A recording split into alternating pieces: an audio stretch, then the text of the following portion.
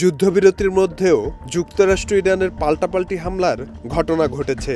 যুক্তরাষ্ট্র তাদের হামলাকে আত্মরক্ষামূলক অভিযান হিসেবে ব্যাখ্যা করলেও ইরান এটিকে যুদ্ধবিরতির সুস্পষ্ট লঙ্ঘন বলে দাবি করেছে। পারস্য উপসাগরে ইরানের দুই দ্বীপ গোরুক এবং কেশমে বোমাবর্ষণ করেছে মার্কিন বিমান বাহিনী।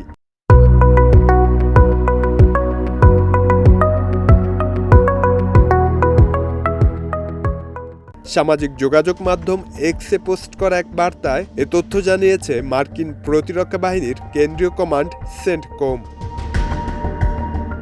এ দুই দ্বীপে ইরানের প্রতিরক্ষা বাহিনীর স্থাপন করা রাডার ও ড্রোন উৎক্ষেপণ কেন্দ্রকে লক্ষ্য করে বোমাবর্ষণ করা হয়েছে। যুক্তরাষ্ট্রের একটি ড্রোন ভূপাতিত করেছিল ইরানের প্রতিরক্ষা বাহিনী। তার পাল্টা জবাব দিতেই গোরুক ও কেশম দ্বীপের রাডার এবং ড্রোন উৎক্ষেপণ কেন্দ্রকে লক্ষ্যবস্তু করা হয়েছে। এই দুই দ্বীপে ইরানি প্রতিরক্ষা বাহিনীর এয়ার ডিফেন্স সিস্টেম, একটি গ্রাউন্ড কন্ট্রোল স্টেশন, দুটি ওয়ান ওয়ে অ্যাটাক ড্রোন ধ্বংস হয়েছে, তবে প্রাণহানির কোনো ঘটনা ঘটেনি।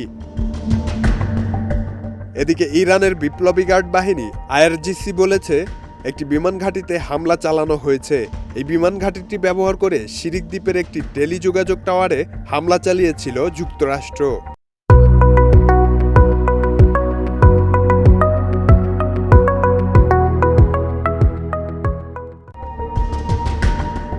চলমান যুদ্ধবিরতির মাঝে এই পাল্টাপাল্টি হামলার ফলে দুই দেশের মধ্যে উত্তেজনা আরও বৃদ্ধি পাওয়ার আশঙ্কা করা হচ্ছে।